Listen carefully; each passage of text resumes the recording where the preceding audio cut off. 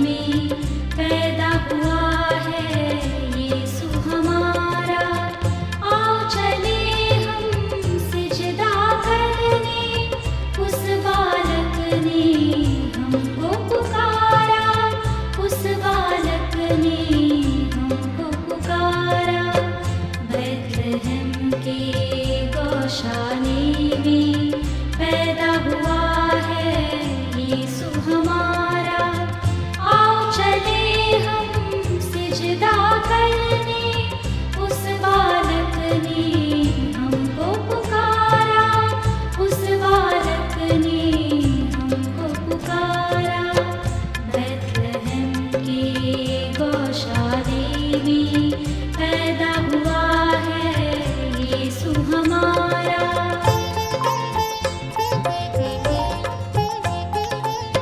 प्यार पिता का तुम ये देखो, स्वर्ग से उसने प्रेम है भेजा। प्यार पिता का तुम ये देखो, स्वर्ग से उसने प्रेम है भेजा। आगे बचाए जाए सभी हम, आगे बचाए जाए सभी हम। शांति और मुक्ति जीवन पाए, शांति और मुक्ति जीवन पाए। बैतलहम के गौशाले में पैदा हुआ है यीशु हमारा। आओ चले हम सिजदा करने, उस बालक ने हमको पुकारा, उस बालक ने हमको पुकारा। बैतलहम के गौशाले में पैदा हुआ है यीशु हमारा।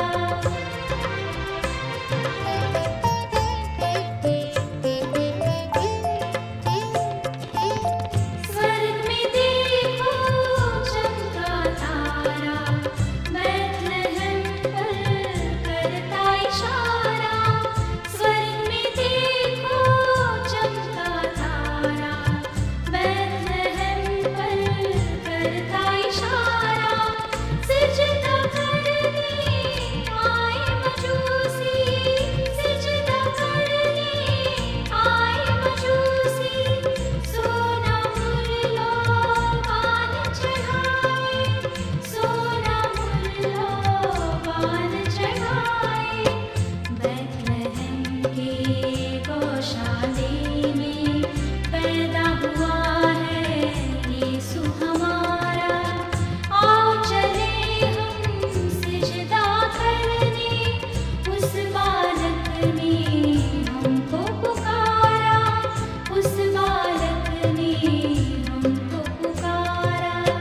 बैतलहम के गौशाले में पैदा हुआ है यीशु हमारा। परमेश्वर के मधुर और मीठे नाम में एक बार फिर से मैं आप सभी का स्वागत करता हूं और धन्यवाद करता हूं उस महान परमेश्वर को जिसने समय में दिया। इससे पहले कि हम आज के वचन को सुने, आइए हमसे प्रार्थना करेंगे। सामर्थी महान परमेश्वर, तेरे नाम की महिमा करते हैं। हमारी अगुवाई कर प्रभु, आज के इस वचन को सुनने समझने के लिए प्रभु, मानने के लिए हमें दिल दे और अपने जीवन को हम तेरे हाथ में सौंपते हैं। पवित्र आत्मा की अगुवाई से हमें चला, ये प्रार्थना प्रभु यीशु मसीह के नाम से मांगते हैं, आमीन। आज का जो विषय है वो हम सीखेंगे धार्मिकता के बारे में। परमेश्वर का वचन धार्मिकता के विषय में क्या कहता है। बहुत सारे शब्द हैं धर्म के बारे में। अगर आप ध्यान से देखें, इस पूरी दुनिया में 11 मेजर धर्म, 11 मेजर रिलीजन पाए जाते हैं। 11 ऐसे मुख्य धर्म पाए जाते हैं जिनके पास अपने स्क्रिप्चर्स हैं, अपने पवित्र शास्त्र हैं, उनके अपने 30 त्यौहार हैं, उनके देवी देवता हैं, उनके धार्मिक स्थल हैं और बहुत सी बातें हैं। और हर धर्म अलग अलग तरीके से बताता है कि हम किस तरीके से परमेश्वर को ढूंढ सकते हैं, खोज सकते हैं। मैंने कई अलग अलग धर्मों के बारे में अध्ययन किया, पर जब मैं बाइबल से देख रहा था तो मैंने देखा कि प्रभु यीशु मसीह ने उन लोगों को जो धर्म के बारे में बहुत अच्छी शिक्षा पाए हुए लोग थे, जिन्हें व्यवस्था के बारे में, धार्मिक शिक्षाओं के बारे में बहुत अच्छा ज्ञान था, उन लोगों के साथ प्रभु यीशु मसीह धार्मिकता के विषय में बात कर रहा था। और हम देखते हैं कि मत्ती की पुस्तक में प्रभु यीशु मसीह ने धार्मिकता की इस पाठ को उन्हें समझाने के लिए प्रभु यीशु मसीह ने 3 बातों का सहारा लिया। 3 बातों का वर्णन वहाँ पर किया गया है, बल्कि 3 से भी अधिक बातें वहाँ पर पाई जा सकती हैं अगर हम मत्ती की पुस्तक को ध्यान से पढ़ें। अगर हम मत्ती की पुस्तक को देखें, मत्ती का जो 6वां अध्याय है, इसमें कई बार प्रभु यीशु मसीह ने 5 अध्याय से लेकर 6 अध्याय तक कई बार कहा है तुम सुन चुके हो। और इस समय प्रभु यीशु मसीह उन सदूकियों और फरीसियों से बातचीत कर रहा था धर्म के बारे में। आज भी लोगों का जो दृष्टिकोण है धर्म के विषय में बहुत ही कई बार अलग होता है। अगर हम ध्यान से देखें, धर्म एक निजी मामला है जिसके विषय में बहुत ध्यान से हमें चलना चाहिए। आइए हम देखते हैं बाइबल, परमेश्वर का पवित्र शास्त्र हमें क्या सिखाता है धार्मिकता के बारे में। अगर हम यशायाह की पुस्तक उसका 64 अध्याय का 6 पद देखें तो वहाँ हमें बताया गया है हमारे पास धार्मिकता तो है, हम धर्मी तो हैं, पर हमारी धार्मिकता मैले चिथड़ों के समान है। और ऐसी धार्मिकता से हम परमेश्वर को प्रसन्न नहीं कर सकते। ऐसी धार्मिकता का कोई फ़ायदा नहीं है। जब प्रभु यीशु मसीह उन यहूदियों और फरीसियों से धार्मिकता के विषय में बातचीत कर रहा था, जो कि उसके सामने खड़े थे सुनने के लिए कि ये धर्म के बारे में क्या जानता है, प्रभु यीशु मसीह ने उन्हें बहुत ही अलग अलग तरीके से उदाहरण देकर समझाया कि धार्मिकता क्या है। सही मायने में धार्मिकता किन बातों से मिलकर बनती है, क्या जानते हैं हम धार्मिकता के बारे में, क्या सीख रहे हैं हम धार्मिकता के बारे में, धार्मिकता क्या है। परमेश्वर के वचन से हम देखेंगे एक एक बात को, जो कि पहला कार्य प्रभु यीशु मसीह ने हमें बताया है। पहले मैं थोड़ा सा रोशनी डालना चाहता हूँ मैले चिथड़ों के बारे में। मैले चिथड़ों के बारे में 2 बातें हम देख रहे हैं। एक तो वो मैले हैं, गंदे हैं, दूसरा वो फटे हुए हैं जिनके आर पार देखा जा सकता है। ऐसे ही हमारा जीवन भी, मसीह जीवन, हमारा जो अपना मनुष्य जीवन है, हम भी कई बार ऐसे होते हैं। हम जो बाहर से दिखते हैं वो अंदर से नहीं होते। बाहर चाहे हम कितने भी अपने आप को नहा ले, धो ले, बड़ी बड़ी चीज़ें लगा ले, क्रीम पाउडर लगा ले, कैसा भी अपने आप को तैयार कर ले, पर अगर हमारा मन साफ नहीं है तो हमारे अंदर जो विश्वास, हमारे अंदर धर्म पाया जा रहा है वो मैले चिथड़ों की तरह है। अगर वो शिक्षाएं जो हमारे अंदर हैं वो सही आधार पर नहीं टिकी हैं, अगर वो शिक्षाएं जो हमारे अंदर हैं वो हमें सही परमेश्वर की पहचान नहीं करा रही हैं, हमें एक भ्रम में डाल रखा है, हम एक गुमराही में जी रहे हैं, तो कोई फ़ायदा नहीं है ऐसी धार्मिकता से। ऐसा लगता है हम एक मृत धर्म का पालन कर रहे हैं। आइए हम देखते हैं पहला जो कार्य प्रभु यीशु मसीह मुझे आपको बताना चाहता है कि धार्मिकता के विषय में जो हम सीख सकते हैं वो क्या है। धार्मिकता के विषय में अगर हम पहले मत्ती रचित सुसमाचार उसके 6 अध्याय को अगर हम ध्यान से पढ़े तो वहाँ पर हमें लिखा, हमारे बारे में बताया गया है, धार्मिकता के बारे में बताया गया है। आइए हम देखते हैं मत्ती रचित सुसमाचार उसका 6 अध्याय परमेश्वर के वचन में क्या कहता है। वहाँ लिखा हुआ है, सावधान, अपने धर्म के कामों को मनुष्य को दिखाने के लिए ना करें। आज आप जो भी धर्म का कार्य करते हैं, कई बार आपके दिल में आता है कि सब लोग आपके बारे में जानें। आप कई बार जब आप धर्म का काम करते हैं तो आप ये सोचते हैं मन में कि सब लोग आपको देखें। कितनी बार ऐसा देखा गया है मंदिरों के बाहर, कितनी बार ऐसा देखा गया है मस्जिदों के बाहर, चर्चेस के बाहर। लोग जब भी कोई भेंट या कोई ऐसी चीज़ लाते हैं तो वो ढोल नगाड़े दुनिया भर का शोर मचाकर वहाँ तक पहुँचते हैं और अपनी धार्मिकता के बारे में एक अजीब सा प्रदर्शन करते हैं। बाइबल इसके विषय में क्या कहती है कि हमारे धर्म के काम कैसे होने चाहिए। अगर हम 6 अध्याय को ध्यान से पढ़ें तो बार बार जो एक शब्द आ रहा है, 3 जो बातें वहाँ प्रभु यीशु मसीह ने बताई है, वह 3 बातें प्रभु यीशु मसीह ने अपने इन वचनों में कही हैं। धर्म के काम के विषय में कहा है। पहला है दान देने के विषय में, दूसरा है प्रार्थना करने के विषय में, और तीसरा है उपवास कैसे करना चाहिए। यहूदी फरीसी लोग, ये जितने भी लोग उस समय खड़े थे, दान देना एक धर्म का काम समझते थे। और मत्ती में प्रभु यीशु मसीह उनके विषय में, धर्म के विषय में उन्हें समझाने की कोशिश कर रहा था कि उनका दान देने का तरीका कैसा होना चाहिए, उनका प्रार्थना करने का तरीका गलत है या सही है, उपवास करने का तरीका सही है गलत है। आज मैं और आप भी अगर हम मसीह जीवन में हैं तो हम किस तरीके से दान देते हैं, किस तरीके से प्रार्थना करते हैं, किस तरीके से उपवास रखते हैं, क्या सोचते हैं हम इसके विषय में। परमेश्वर का वचन बार बार इस पूरे 6 अध्याय के अंदर एक ही कॉमन शब्द को बार बार लाता है, चाहे वो दान के विषय में है, चाहे वो प्रार्थना के विषय में है, चाहे उपवास के विषय में है, और वो जो एक ही शब्द बार बार जुड़ा हुआ है उन शब्दों के साथ वो है गुप्त। वो गुप्त शब्द है। अगर आप मत्ती 6 अध्याय को ध्यान से पढ़ें तो जितने भी बातें वहाँ पर लिखी है, जो परमेश्वर का वचन हमें सिखा रहा है, गुप्त शब्द का बार बार प्रयोग प्रभु यीशु मसीह करता है। पहले ही पद में उसने कहा है कि तुम्हारे धर्म के काम मनुष्य को दिखाने के लिए ना हो। ये 3 बातें जो मैं आपके साथ बांट रहा हूँ, ये उन 3 खंभों की तरह है जिसमें धार्मिकता की छत आकर टिकती है। अगर ये 3 खंभे ही मजबूत ना हो तो कुछ नहीं हो सकता। पहला जो शब्द हम सीख रहे हैं, पहली बात तो में सीखे हमारे काम दिखाने के लिए ना हो, किसी को पता ना चले कि हम धर्म के काम कर रहे हैं। वो सारे काम गुप्त होने चाहिए। पहला जो काम प्रभु यीशु मसीह उनके साथ बातचीत कर रहा था 6 अध्याय के दूसरे पद से लेकर 4 पद तक, वो क्या है? दान। हमारा दान गुप्त होना चाहिए। और दान केवल धन दौलत ही नहीं है, दान के अंदर हमारा समय भी कई बार हम चर्च को देते हैं, वो भी एक दान के समान है। कई बार जब हम एक दूसरे से प्यार करते हैं, वो भी एक दान के समान है। चैरिटी के लिए एक दूसरा जो शब्द है बाइबल में, वो है लव ईच अदर। और भी बहुत से तरीके। कई लोग जब दूसरों को दान तो देते हैं, पर वो पूरी दुनिया में गा देते हैं कि मैंने उसकी मदद की है, मैंने उसे इतना पैसा दिया, मैंने उसके लिए ये किया वो किया। इस किस्म के दान धार्मिकता के अंदर कभी शामिल नहीं हो सकते। परमेश्वर की दृष्टि में ऐसे दान नहीं बल्कि एक दिखावा है। बाइबल कहती है जब तू दान करे, जब तेरा दाहिना हाथ देता है तो बायां हाथ जाने न पाए। अर्थात नेचुरली दोनों हाथ हमारे इसी बॉडी में लगे हुए हैं। ऐसा कैसे हो सकता है कि दायां हाथ दे रहा और बायां हाथ ना जाने? ये नेचुरली दोनों हाथ यहाँ लगे तो जानेगा ना। इस बात का अर्थ यह है कि जब हम दान देते हैं तो हमारे दाएं बाएं जो लोग हैं वो जानने न पाए हमारा दान क्या है। और गुप्त दान ही महादान कहलाता है। और यहाँ पर हम देखते हैं धार्मिकता का जो पहला पार्ट हमने सीखा, दान देना एक गुप्त तरीके से होना चाहिए। और भी बहुत से तरीके हैं। 6 प्रकार की भलाइयाँ हैं जो परमेश्वर के वचन में लिखी हैं। 6 प्रकार की भलाइयों के बारे में परमेश्वर का वचन मुझे और आपको बता रहा है जो दान के समान है। एक ऐसा मसीह प्रेम, एक ऐसा मसीह जीवन जो दान से भी बढ़कर है। अगर आप मत्ती रचित सुसमाचार 25 अध्याय की 35 से 40 आयतों को पढ़ें, वह 6 प्रकार की भलाइयाँ हैं। प्रभु यीशु मसीह कह रहा है कि जब मैं नंगा था तुमने मुझे पहनाया, जब मैं भूखा था तुमने मुझे खिलाया, जब मैं प्यासा था तुमने मुझे पानी पिलाया, जब मैं परदेसी था तुम मुझसे मिलने आए, जब मैं बीमार था तुमने मेरी सुधि ली, जब मैं जेल में आया तुम मुझसे मिलने आए, और जब मैं परदेसी था तुमने मुझे अपने घर में ठहराया। ये 6 प्रकार की भलाइयाँ एक सच्चे मसीही जीवन के बारे में बातचीत करती है जो दान से बढ़कर हैं। कितनी बार ये मौके मुझे और आपको मिलते हैं और इन 6 भलाइयों को हम खो देते हैं।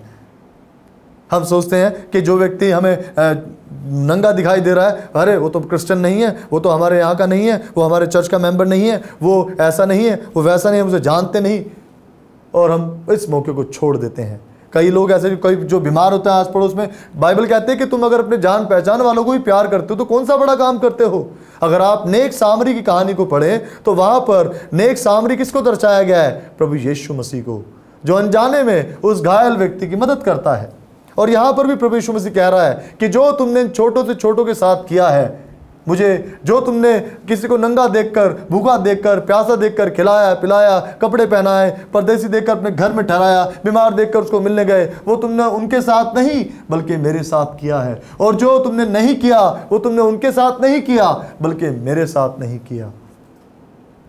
अगर हम याकूब की पुस्तक पढ़े, वहां लिखा हुआ है कि भलाई करना अगर हम जानते और हम ना करें तो वो हमारे लिए पाप है, और ये एक दान के बराबर है।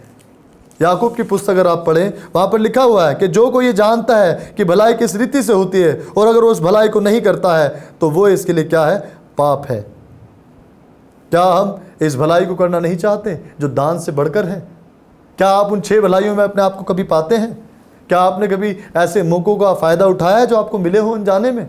क्या पता आपको कितने बार ऐसे मौके मिले होंगे कि नंगों को कपड़े पहनाना, भूखों को खिलाना। ये बात जानकर के वो भी परमेश्वर के बनाए हुए लोग हैं, वो उस दान देने से क्या फ़ायदा? आप हज़ारों करोड़ों पैसा धन दौलत दान कर दो, लेकिन अगर आपके अंदर ऐसा स्वभाव, ऐसा दृष्टिकोण जैसा मसीह का था नहीं पाया जाता तो आपके दान देने का कोई फ़ायदा नहीं है। आगे हम देखते हैं परमेश्वर के वचन में। अभी हमने देखा ये जो दान है गुप्त दान है। ये दान पैसा धन दौलत ही नहीं बल्कि बहुत सी भलाइयों का भी दान हम अपने जीवन में कर सकते हैं, दूसरे लोगों के साथ भलाई कर कर। याकूब की पुस्तक कहती है कि अगर कोई जानता है भलाई किस रीति से होती है और अगर वो नहीं करता तो वो इसके लिए पाप है। आगे हम देखते हैं मत्ती रचित सुसमाचार 6 अध्याय की 5 और 8 पद में जो दूसरा कार्य है वो है प्रार्थना के विषय में। याकूब 4:17 में मैंने आपको बताया था, आप पढ़ सकते हैं भलाई के बारे में। याकूब 4:17 में लिखा है कि जो भलाई करना जानते और नहीं करते ये उनके लिए पाप है। दूसरा कार्य देखेंगे मत्ती 6 की 5 से 8 में प्रार्थना के बारे में लिखा है। प्रार्थना मेरे अजीजों, मेरे प्रियो, एक ऐसा हथियार है जिसकी सहायता से हम किसी भी लड़ाई को जीत सकते हैं। ये एक ऐसा हथियार है जो हमें परमेश्वर के करीब ले जाता है, एक ऐसा माध्यम है जिसमें हम सारी बातें खोलकर रख सकते हैं। कैसे करते हैं प्रार्थना? फिर से वही शब्द आ रहा है बार बार, गुप्त रीति से। परमेश्वर का वचन कहता है तुम चौराहों में खड़े होकर अन्य जातियों की तरह लंबी लंबी प्रार्थनाएं और वो तरह तरह के शब्दों का प्रयोग करना, तरह तरह की बार बार एक ही शब्द को दोहराया जाना। प्रभु यीशु मसीह कहता है परमेश्वर सब जानता है कि हमें किन किन बातों की आवश्यकता है, क्या क्या चीज़ें हमें चाहिए।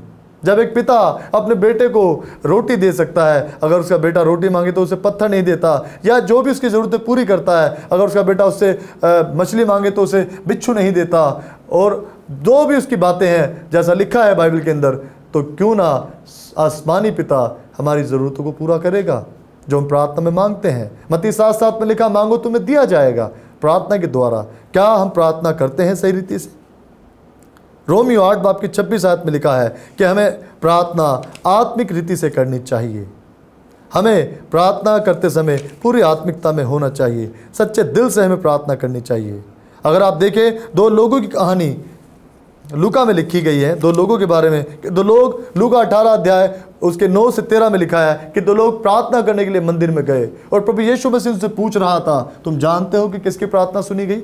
जब उसने अपने चेलों को एक कहानी सुनाई, एक व्यक्ति बड़े ही बहुत ही शेखी मारकर अपने विषय में कह रहा था, अपनी धार्मिकता के बारे में कह रहा था, मैं हफ्ते में 2 बार उपवास करता हूँ, मैं प्रार्थना करता हूँ, दान देता हूँ। इन तीनों बातों का वर्णन उस व्यक्ति की प्रार्थना में पाया जाता है जो हम सीख रहे हैं। और यहाँ पर भी दूसरा व्यक्ति अपनी छाती पर हाथ मारकर कहता है, क्या कहता है? कि मैं तो पापी मनुष्य हूँ। सच्ची प्रार्थना में हम देखते हैं मनुष्य अपने आप को परमेश्वर के सामने उंडेल दे और घमंड की बातें ना करें, सच्चाई के साथ जो उसने किया है परमेश्वर से उस बात की माफ़ी मांगे। यहाँ हम देखते हैं और प्रभु यीशु मसीह कहता है उस व्यक्ति की प्रार्थना जो चुंगी लेने वाला था, उसकी प्रार्थना परमेश्वर के सामने कबूल की गई और उसकी बातों को धार्मिकता गिना गया। कितनी बार हम लोग गलत तरीके से भी प्रार्थना करते हैं, अपनी बातों को परमेश्वर के सामने रखते हैं, दूसरों के लिए प्रार्थना नहीं करते, जबकि दूसरों के लिए प्रार्थना करना ही एक बहुत बड़ी प्रार्थना है। हम अपने लिए मांगते हैं, क्यों ना हम दूसरों के लिए मांगे, जो कि एक सच्ची प्रार्थना है। इस तरीके से हम आगे देखते हैं कि प्रार्थना के बारे में बाइबल और क्या कहती है। प्रभु यीशु मसीह रात भर प्रार्थना में बिताता था। कई जगह लिखा है हमें 3 बार प्रार्थना करनी चाहिए, सुबह, शाम, दोपहर। लेकिन मती, लूका, मरकुस, यूहन्ना, इन सब में कई बार ऐसा आया है कि हम निरंतर प्रार्थना करते रहें, निरंतर प्रार्थना में लगे रहें, जागते रहें और प्रार्थना करते रहें कि हम आजमाइश में ना पड़ सकें।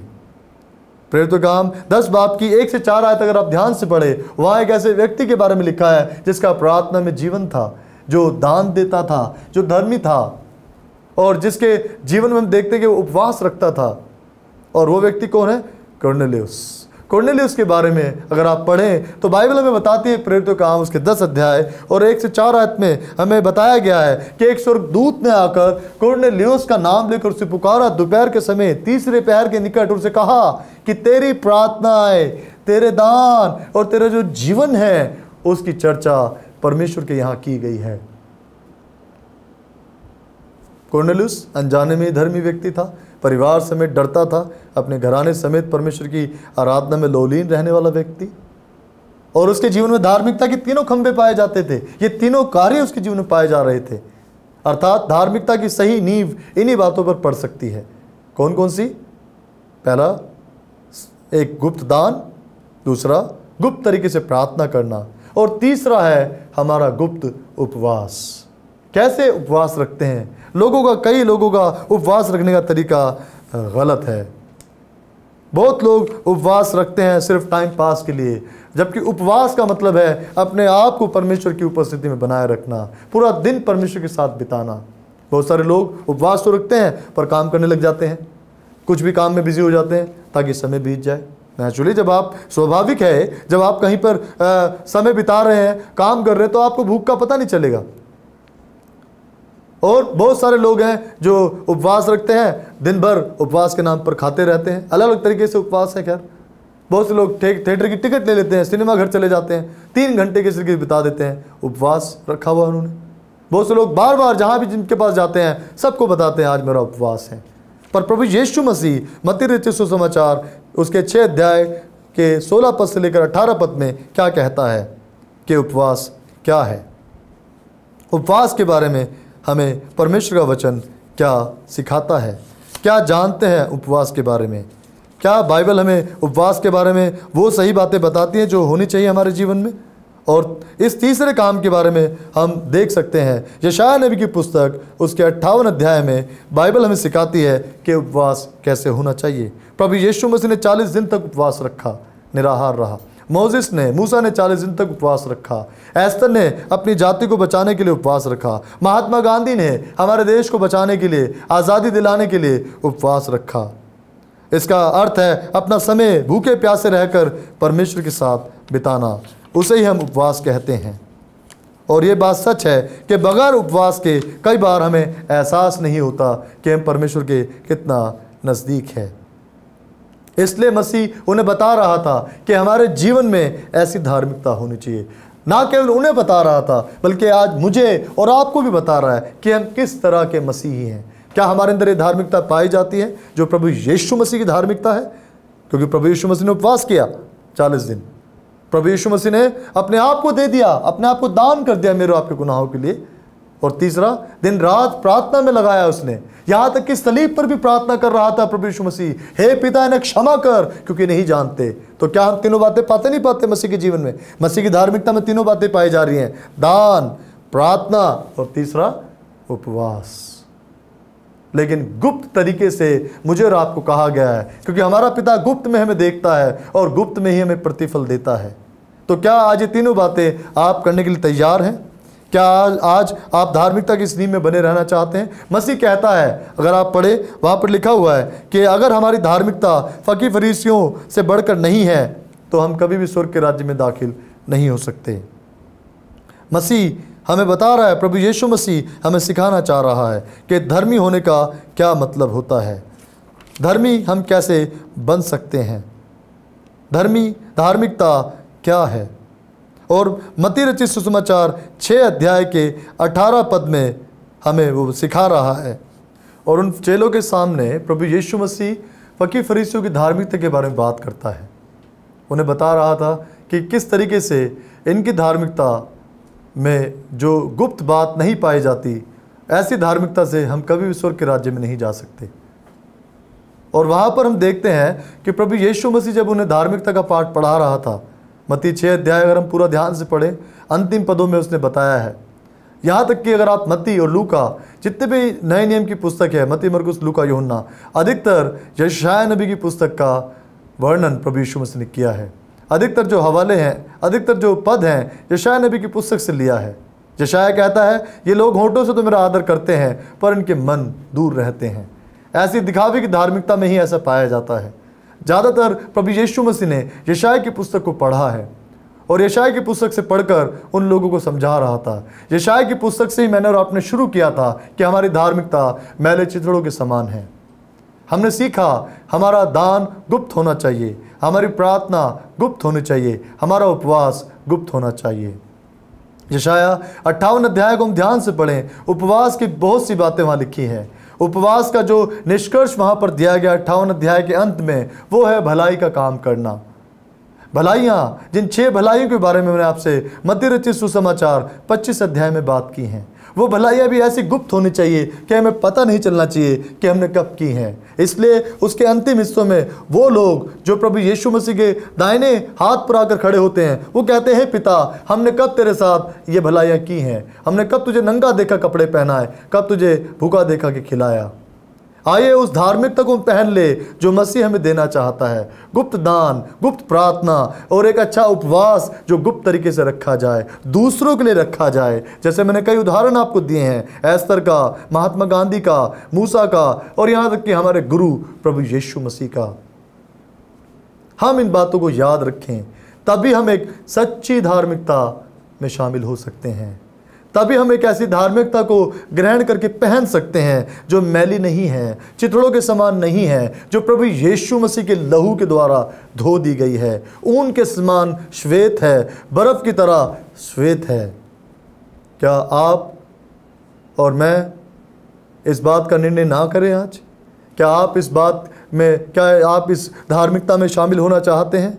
क्या आप इस बात को इस समय सोच रहे हैं कि हम उस सच्ची धार्मिकता का हिस्सा बन जाए जो मुझे और आपको स्वर्ग के राज्य में ले जाएगा? अपने चेलों को प्रभु यीशु मसीह समझा रहा था, बता रहा था और उन फकीर फरीसियों के उदाहरण दे देकर उनके जीवन से दिखा रहा था। कितनी बार प्रभु यीशु मसीह ने कहा है कि इन फकीर फरीसियों से सावधान रहो, जो दिखते तो हैं सही पर अंदर से ये चूना फिर हुई कब्रें हैं, जिनके अंदर कोई धार्मिकता नहीं है। ना ये खुद प्रवेश करते हैं और ना औरों को करने देते हैं। हे मेरे प्रियो, आइए आज हम सोचें उस सच्ची धार्मिकता के बारे में, विचार करें कि प्रभु यीशु मसीह मुझे और आपको धर्मी होना सिखा रहा है, क्योंकि वो स्वयं धर्मी है। पतरस कहता है, और धर्मी एक बार फिर से धर्मी ने अधर्मियों के लिए दुख उठाया, वो मारा गया, मेरे और आपके गुनाहों की खातिर कुचला गया, फिर भी उसने अपनी धार्मिकता ना छोड़ी। क्या आज आप तैयार हैं? क्या आज अपने मनों में आप सोच रहे हैं कि प्रभु यीशु मसीह मुझे और आपको बुला रहा है? आइए मैं और आप उसकी धार्मिकता में शामिल हो जाएं, गुप्त दान के द्वारा, गुप्त प्रार्थना के द्वारा और ऐसे उपवास के द्वारा जो दूसरों के लिए रखा जाए। तब मैं और आप उस धर्मी जाति का हिस्सा होंगे जो आसमान के राज्य में जाएंगे। आइए हम सब प्रार्थना करें। सेनाओं के महान परमेश्वर, धर्मी पिता, हमारी अगुवाई कर।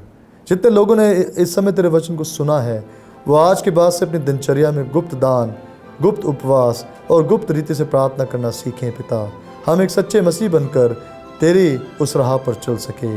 हमारी अगुवाई कर। सच्चा धर्म अपनाने के लिए, धर्म में बने रहने के लिए प्रभु जी हमें अपने जैसा सिद्ध बना। हम अपनी आज्ञाओं का पालन करने के लिए प्रभु जी मजबूत बना।